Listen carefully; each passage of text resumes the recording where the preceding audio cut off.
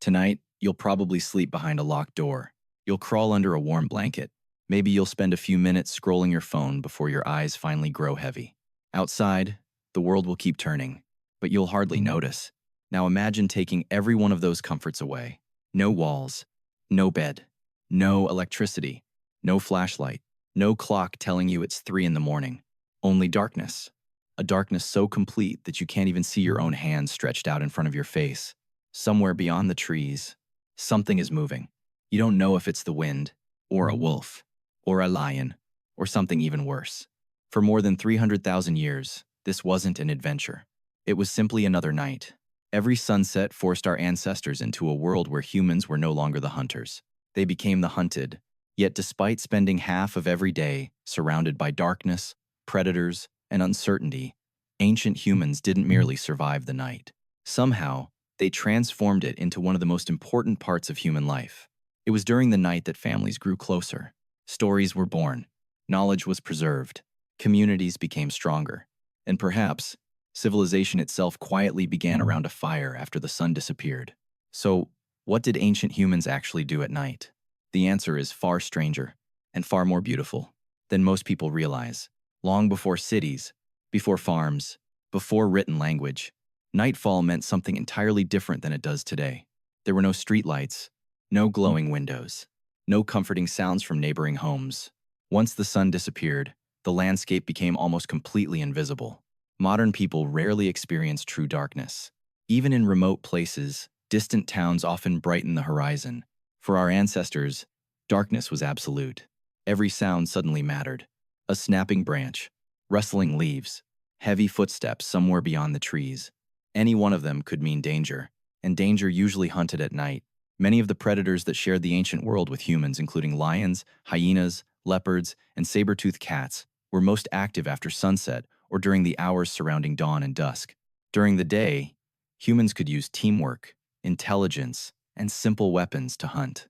At night, those advantages nearly disappeared. Their eyesight was poor compared to most predators. Their hearing wasn't exceptional. Their sense of smell offered little help. In darkness, humans were vulnerable. So instead of wandering alone, they gathered together. Safety came from numbers. Entire families slept close enough to hear one another breathing. Children rested beside parents. Elders remained within reach of everyone else. If one person woke suddenly, the entire group could react within moments. This wasn't simply about comfort, it was survival. Finding the right place to spend the night became one of the most important decisions every day. High ground gave better visibility. Dense vegetation was avoided because predators could hide inside it. Whenever possible, caves became temporary homes. Not because caves were warm or comfortable. Most weren't. But they offered something even more valuable: control. A cave usually had only one entrance. Instead of watching every direction at once, the group only needed to watch a single opening. The solid rock behind them eliminated surprises. In many ways, caves became humanity's very first security system. Then something happened that changed the relationship between humans and the night forever. Fire. It's easy to think of fire simply as a source of heat, or a way to cook food. But for ancient humans, it became something much greater. Fire created the world's first safe space, a small circle of light surrounded by endless darkness. Most large predators instinctively avoided flames, not because fire physically stopped them, but because it disrupted everything they relied on. They hunted, using darkness. They depended on surprise. An open flame erased both advantages. Suddenly, humans didn't need to outrun predators. They simply needed to stay inside the light. For the first time in history, night no longer belonged entirely to wild animals. It belonged to people too. That simple discovery changed human evolution in ways we're still trying to understand. Because once the fear of immediate attack decreased, people finally had something they had almost never possessed before: time. Time that wasn't spent running, or hunting, or gathering food. Time to simply sit together. Think about what happens when people gather around a fire. Nobody is rushing anywhere. Nobody is climbing trees. Nobody is chasing prey. Everyone faces the same glowing center. Everyone watches the same dancing flames. Conversation becomes almost inevitable. Anthropologists studying modern hunter-gatherer societies have noticed something remarkable. During the day, conversations are mostly practical. Where can food be found? Who will hunt tomorrow? Who needs help? Where should the group travel next? The daytime mind focuses on survival, but nighttime changes everything. Around the fire, conversations become stories. Long stories, funny stories, scary stories, stories about brave hunters, stories about foolish mistakes, stories explaining why the stars move across the sky, stories warning children about dangerous places, stories celebrating kindness, stories remembering loved ones who had died. Night became humanity's first classroom. Long before books, before schools, before writing, knowledge survived because people remembered stories. Every lesson became easier to remember when wrapped inside a narrative. Instead of saying, "Don't go near that river," someone told the story of a careless hunter who disappeared there. Instead of saying, "Always share your food," someone told the story of the selfish man nobody helped during winter. Facts fade. Stories survive. Perhaps that's why every civilization on Earth, no matter how far apart they developed, created myths, legends, and oral traditions. Because around a fire, stories weren't entertainment. They were education. They were history. They were law. They were survival. Researchers studying communities like the Jew, Hoanzi of southern Africa, and the Hadza of Tanzania have found that nighttime storytelling serves a remarkable purpose. The stories rarely focus on becoming richer or stronger. Instead, they teach generosity, cooperation, patience, courage, humility, exactly the qualities that help small groups survive together. In other words, the night didn't just protect human bodies, it shaped human character. And perhaps that's the greatest surprise of all. The darkness that once terrified our ancestors eventually became the place where humanity learned who it wanted to be. If you're enjoying uncovering the forgotten stories history rarely tells, subscribe to Human Stories. Every week, we explore the science, history, and everyday lives that shaped our world, revealing the remarkable human experiences hidden behind the civilizations we thought we already knew. But storytelling wasn't the only remarkable thing happening after the sun went down. The way ancient humans actually slept may completely change the way you think about your own nights. But once the stories ended, eventually, everyone had to sleep. Or at least, that's what we assume. Today, most people believe a healthy night's sleep means closing your eyes for 8 uninterrupted hours. If you wake up at 3 in the morning, you probably wonder whether something is wrong. Yet history tells a very different story. For centuries, historians noticed a strange pattern hidden inside diaries, medical texts, court records, and personal letters. People frequently referred to something called first sleep, and later, second sleep. At first, researchers thought these were poetic expressions, but historian Roger Kirch spent years examining thousands of historical documents and discovered something extraordinary. For much of recorded history, and likely stretching far back into prehistory, many people naturally slept in 2 separate phases. They would fall asleep shortly after darkness arrived, sleep peacefully for 3 or 4 hours, wake naturally, remain awake for an hour or more, then drift into a second sleep until sunrise. No panic, no insomnia, no frustration, simply another rhythm of human life.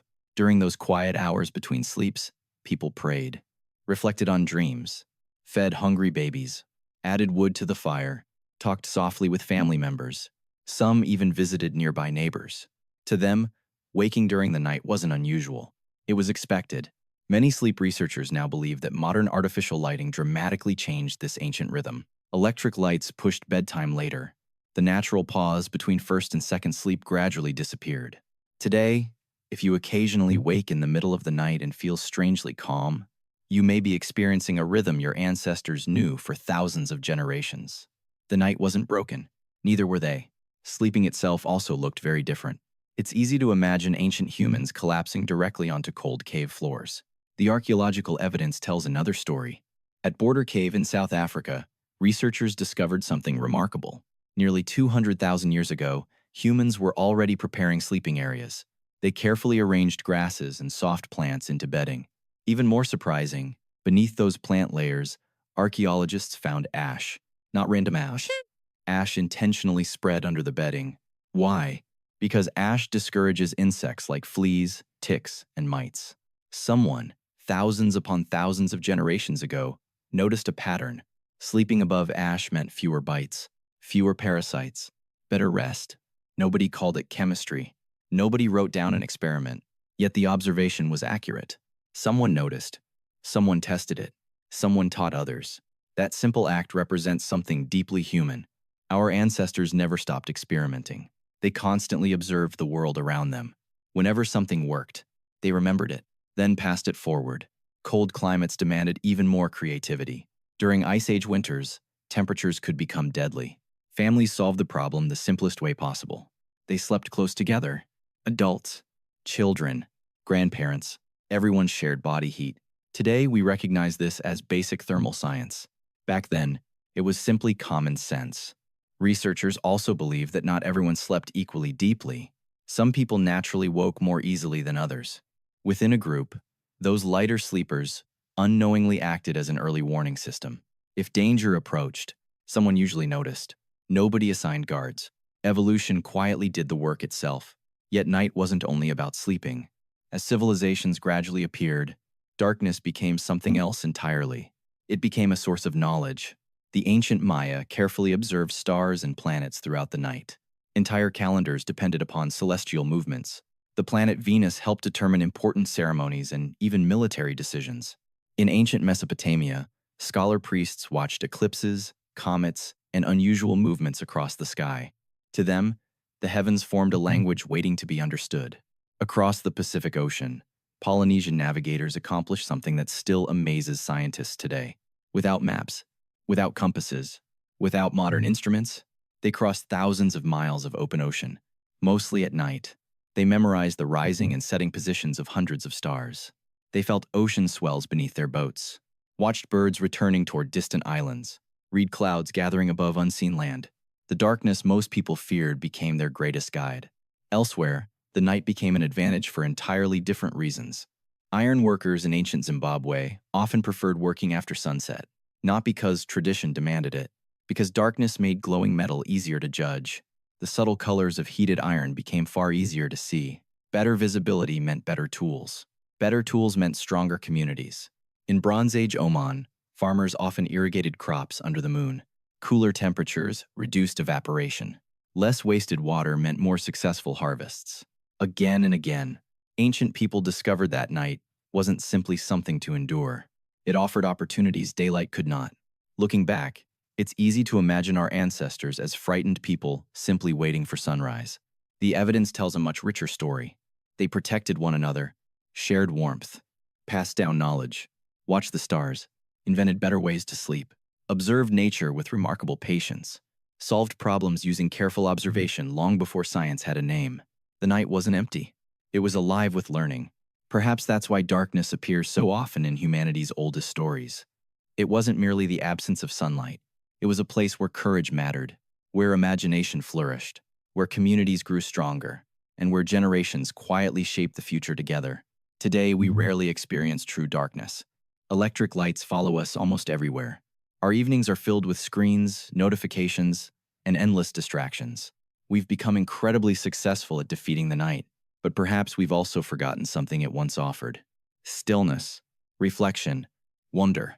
The simple act of sitting beside other people and sharing stories. So, what did ancient humans actually do at night? They survived predators. They gathered around fire. They told stories. They slept in rhythms that may still echo inside us. They watched the stars. They learned from nature. They solved problems together. And little by little, night after night, generation after generation, they built something extraordinary. Not monuments, not piers, not machines. They built humanity itself. If stories like this help you see history from an entirely new perspective, subscribe to Human Stories.